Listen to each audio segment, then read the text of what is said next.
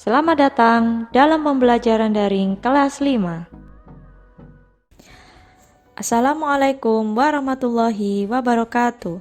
Selamat pagi dan salam semangat anak-anakku kelas 5. Bagaimana kabar kalian? Semoga kalian selalu sehat. Kita awali pembelajaran hari ini dengan berdoa agar kalian diberikan kemudahan untuk berpikir dan menerima ilmu yang bermanfaat. Hari ini kalian akan mempelajari tema 7, subtema 1, peristiwa kebangsaan masa penjajahan, pembelajaran 2.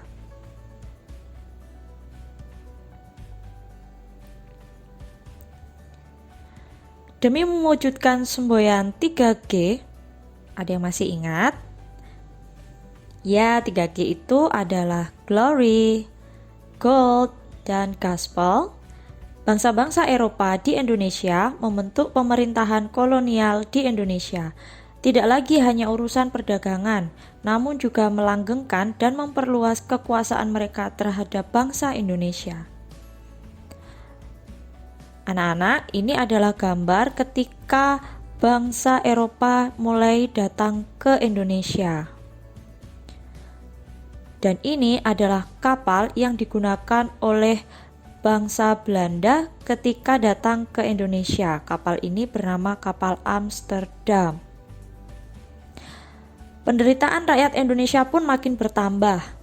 Pemerintahan kolonial melakukan penindasan-penindasan dengan membuat peraturan dan program kerja yang hanya menguntungkan pihak mereka sendiri, seperti kerja paksa, tanam paksa, dan lain-lain.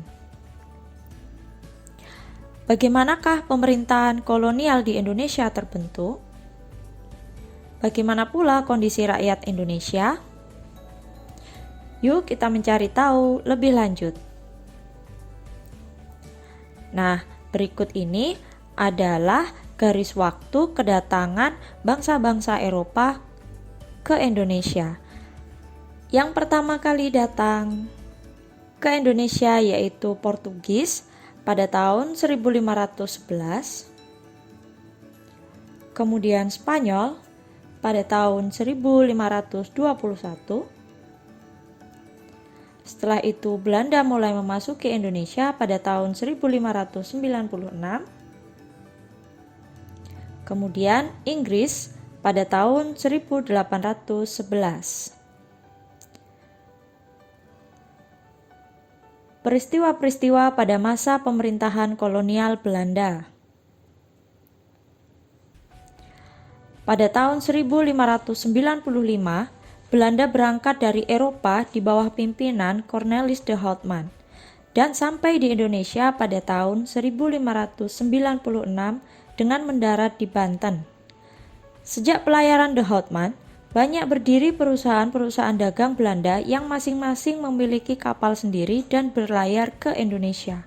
Saat itu, Portugis masih berada di Banten. Terjadilah perseteruan antara Belanda dan Portugis. Tidak hanya itu, sikap Belanda yang serakah dan kasar membuat mereka tidak diterima baik oleh bangsa Indonesia. Akibatnya, Belanda terusir dari Banten. Belanda datang kedua kalinya ke Indonesia pada tahun 1598 di Banten. Karena Banten adalah pusat perdagangan rempah-rempah yang saat itu ramai dikunjungi, tujuan awal Belanda berdagang berubah menjadi menjajah. Untuk dapat menguasai atau memonopoli perdagangan, Belanda membentuk kongsi dagang VOC, kepanjangan dari Verenigde Oostindische Compagnie pada tanggal 20 Maret 1602.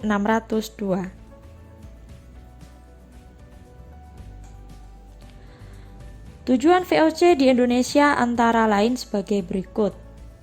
1. Menguasai pelabuhan-pelabuhan penting. 2. Menguasai kerajaan-kerajaan di Indonesia. 3. Melaksanakan monopoli perdagangan rempah-rempah. VOC juga menggunakan politik adu domba atau divide et impera untuk menguasai kerajaan-kerajaan di Indonesia. Di sebelah ini adalah lambang dari VOC. Memasuki akhir abad ke-18, kejayaan VOC mulai merosot. Faktor internal yang menyebabkan kemerosotan VOC adalah sebagai berikut. 1. Banyak pegawai VOC melakukan korupsi. 2. Sulitnya melakukan pengawasan terhadap daerah penguasaan VOC yang sangat luas. Faktor eksternal yang menyebabkan kemerosotan VOC adalah sebagai berikut. 1. Meletusnya Revolusi Prancis menyebabkan Belanda jatuh ke tangan Prancis di bawah pimpinan Napoleon Bonaparte. 2. Penentangan oleh rakyat Indonesia terhadap VOC dalam bentuk yang banyak menyedot pembiayaan dan tenaga, sehingga pada akhirnya VOC resmi dibubarkan pada 31 Desember 1799.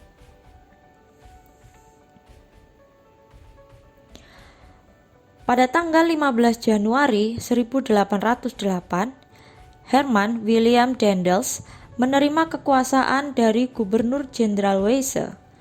Daendels dibebani tugas mempertahankan Pulau Jawa dari serangan Inggris, karena Inggris telah menguasai daerah kekuasaan VOC di Sumatera, Ambon, dan Banda. Sebagai Gubernur Jenderal, langkah-langkah yang ditempuh Daendels antara lain: 1. Meningkatkan jumlah tentara dengan cara mengambil dari berbagai suku bangsa di Indonesia. 2. Membangun pabrik senjata di Semarang dan Surabaya. 3. Membangun pangkalan armada di Anyer dan Ujung Kulon. 4. Membangun jalan raya dari Anyer hingga Panarukan sepanjang lebih kurang 1.100 km. Dan membangun benteng-benteng pertahanan. Nah, anak-anak, berikut ini adalah gambar pembangunan jalan Anyer Panarukan melalui kerja paksa atau yang biasa disebut kerja rodi.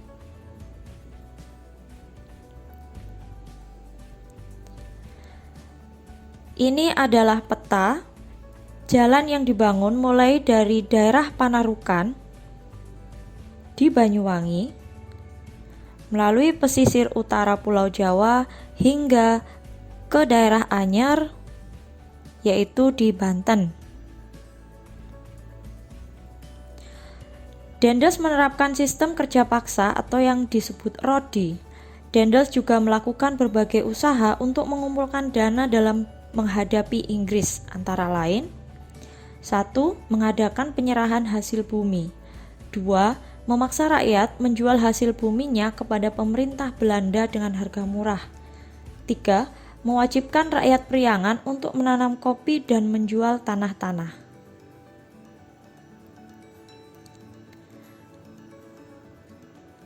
Ketika Belanda masih menguasai Indonesia, bangsa Inggris datang masuk ke Indonesia.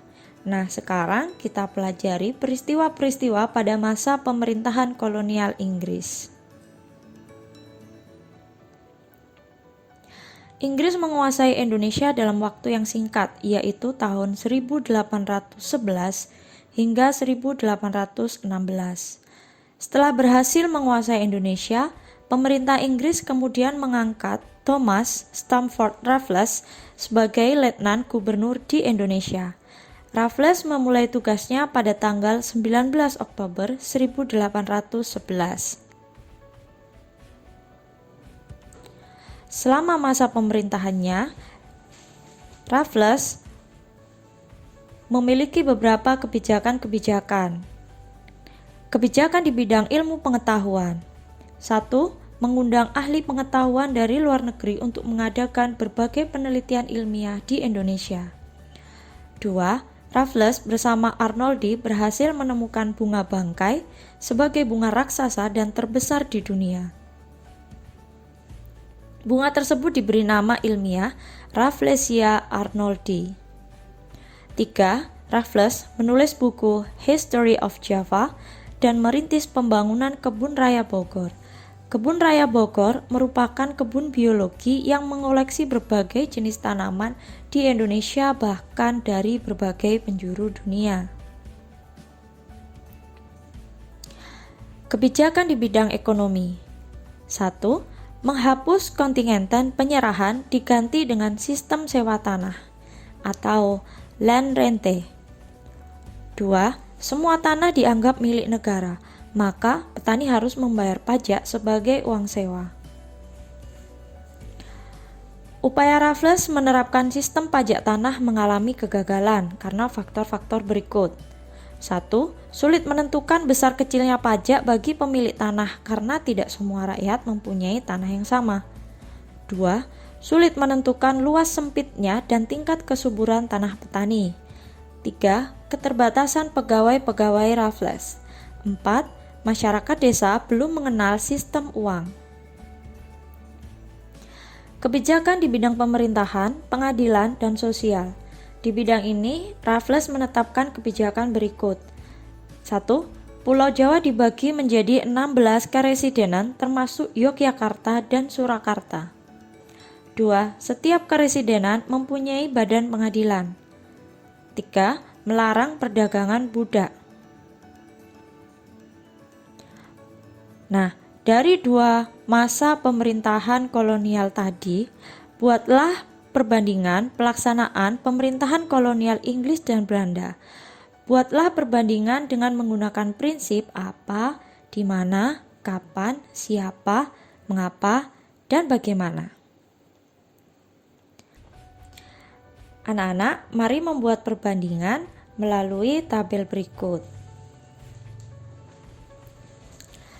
Siapakah tokoh yang paling terkenal pada masa pemerintahan kolonial di Indonesia?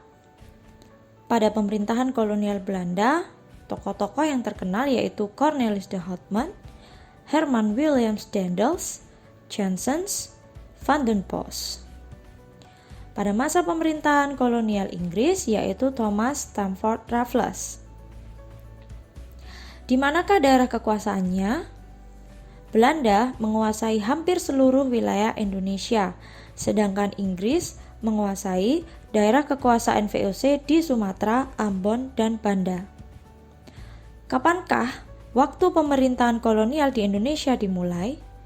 Pemerintahan kolonial Belanda dimulai pada tahun 1602 hingga 1945. Pemerintahan kolonial Inggris dimulai pada tahun 1811 hingga 1818. Kebijakan apa yang diambil selama pemerintahan kolonial berlangsung? Ketika Belanda menguasai Indonesia, kebijakan yang diambil yaitu penyerahan hasil bumi, tanam paksa, undang-undang agraria, serta kerja rodi.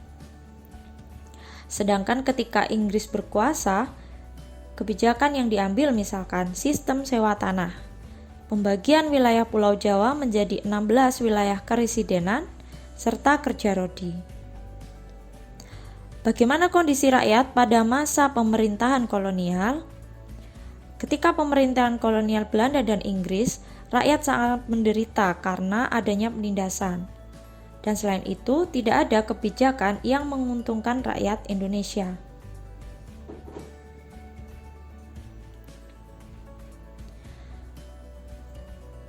Nah, bangsa-bangsa Eropa datang ke Indonesia dengan berlayar. Ada yang masih ingat kemarin disebut apa pelayarannya? Benar, namanya pelayaran samudra. Kapal berlayar dengan bantuan angin. Angin adalah salah satu contoh dari benda gas. Sekarang anak-anak, kalian akan mempelajari perubahan wujud benda. Meskipun hanya 3 wujud benda, tetapi ketiganya dapat mengalami perubahan wujud dengan cara yang berbeda. Perubahan wujud benda disebabkan oleh lingkungan yang berubah, misalnya suhu lingkungan yang menjadi panas atau dingin. Perubahan wujud suatu benda yang terjadi antara lain. Wujud benda ada 3 ya. Pada pembelajaran sebelumnya, kalian sudah mempelajarinya, yaitu ada benda cair, benda padat, dan benda gas. Bagaimana perubahan wujud dari masing-masing benda ini? Benda padat berubah menjadi benda cair disebut mencair. Benda cair yang berubah wujud menjadi benda padat disebut membeku. Benda padat berubah menjadi benda gas disebut menyublim. Benda gas berubah menjadi benda padat disebut mengkristal.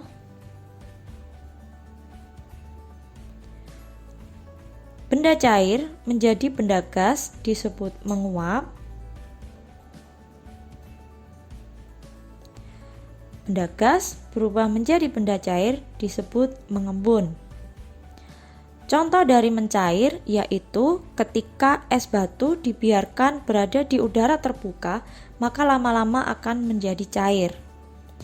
Contoh dari membeku yaitu ketika kamu memasukkan air ke dalam kulkas, maka lama-lama akan membatu. Air akan menjadi padat. Contoh dari menyublim yaitu misalkan pada peristiwa kapur barus, ketika dibiarkan di ruangan terbuka, lama-lama dia akan mengecil karena bentuk padatnya telah berubah menjadi gas. Sedangkan mengkristal, contohnya bisa kalian temui dalam proses pembuatan garam. Proses menguap terjadi pada peristiwa ketika kalian merebus air. Air yang sudah mendidih akan mengeluarkan uap di udara. Dan sedangkan mengembun terjadi pada peristiwa ketika kalian menemui titik-titik embun di atas daun pada pagi hari. Itu adalah proses dari perubahan wujud benda gas menjadi cair. Membeku merupakan perubahan wujud benda cair menjadi benda padat.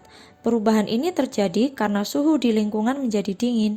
Benda cair akan membeku jika suhunya di bawah 0 derajat Celcius.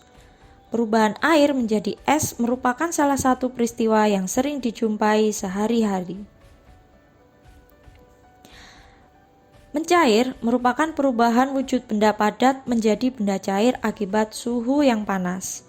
Beberapa peristiwa di sekitarmu mudah kamu temui untuk menunjukkan peristiwa ini. Salah satunya ialah es mencair. Dari gambar di samping bisa kalian lihat bahwa tidak hanya es yang mengalami proses mencair ini. Misalkan ada lilin ketika terbakar, maka dia akan menjadi tetesan-tetesan cair. Kemudian ada lagi mentega, ketika dipanaskan, maka dia juga akan meleleh. Menguap merupakan perubahan wujud benda cair menjadi benda gas. Peristiwa ini mudah dijumpai ketika ada kegiatan masak-memasak. Pada saat air dipanaskan di atas kompor, dalam beberapa saat air akan mendidih. Peristiwa mendidih adalah contoh terjadinya penguapan atau perubahan dari benda cair ke gas pada saat yang sama. Terjadi pengurangan volume air. Benda berwujud gas tidak dapat dilihat, tetapi dapat dirasakan. Contohnya adalah angin. Saat kamu ke pantai, kamu dapat merasakan hembusan angin. Angin juga menerpa daun-daun kelapa sehingga tampak melambai-lambai. Lagu Rayuan Pulau Kelapa merupakan salah satu lagu wajib. Apa yang disebut lagu wajib? Lagu wajib adalah lagu yang wajib dipelajari oleh siswa dalam rangka menanamkan rasa cinta tanah air, menghargai jasa pahlawan, dan membakar semangat perjuangan agar selalu menyala. Ciri-ciri lagu wajib antara lain sebagai berikut. 1. Lirik lagu wajib bertujuan untuk menanamkan sikap cinta tanah air, kepahlawanan, nasionalisme, serta rela berkorban demi bangsa dan negara. 2. Biasanya lagu wajib menggunakan irama yang penuh semangat atau berupa himne. 3. Lagu-lagu wajib diajarkan, dipelajari, dan dihayati sesuai dengan maksud dan tujuan yang terkandung di dalamnya.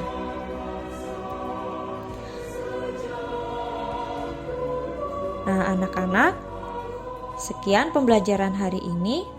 Terima kasih atas perhatiannya. Sampai jumpa pada pembelajaran berikutnya. Assalamualaikum warahmatullahi wabarakatuh.